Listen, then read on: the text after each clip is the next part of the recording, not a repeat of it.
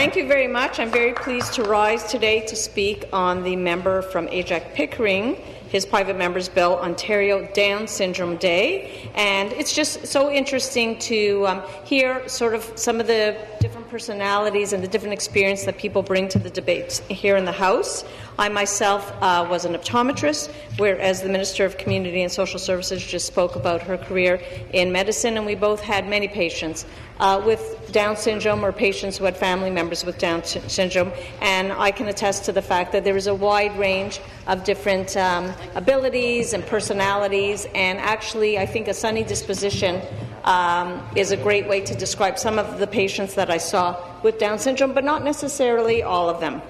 There's no cure, as the member from Ajax Pickering said, because it's not a disease. So there's no reason to even look for a cure. It's not a disease. It's a genetic chromosomal anomaly, as I would say. Often people like to use the word defect. I do not. And as the minister said, it's about all of us have different abilities, different interests, and so in a way, it's just more people in society who often might have some challenges, both physical and intellectual, but that's no different from the rest of us and our family members and friends and constituents. I just want to touch a little bit on all the fantastic success stories that are out there of people with Down syndrome. One of them that comes to mind, so quickly for me and my daughter, who love to watch the TV series Glee, of course, is the very well-known Lauren Potter, who played the Cheerios co-captain on the show, and she was an integral part of the show, and it was just wonderful to see her playing that part and having some of the really witty acting lines. Jamie Brewer is another American actress with Down syndrome who played in the television series American Horror Story, and she was also one of the first known Down syndrome models to walk down at New York Fashion Week. I just want to touch a little bit on the story of Tim Harris. Tim is the owner of his own restaurant called Tim's Place, and in high school he was elected homecoming queen by the highest margin of votes in the school's history. Obviously Tim has Down syndrome, and that's why I'm talking about him today. And he was also named Student of the Year. And what a fantastic school and faculty that must have been. He dreamed of owning a restaurant, so he found jobs in the industry and learned as much as he could.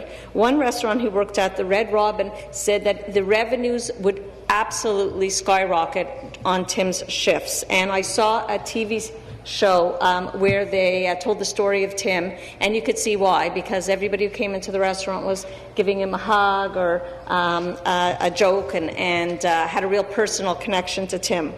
He graduated from college with certificates in food services, office skills, and restaurant hosting, and in addition, he created Tim's Big Heart Foundation to help other people with disabilities start their own businesses. And as the minister said, the next frontier is employment. In Thornhill, we have Danny, which is developing and nurturing independence, and it is focused on helping individuals, not necessarily just with Down syndrome, but individuals who have special needs, find the skills they need so that they can be independent and have employment. And their focus is on the Danny Cafe, which I hosted an event at recently.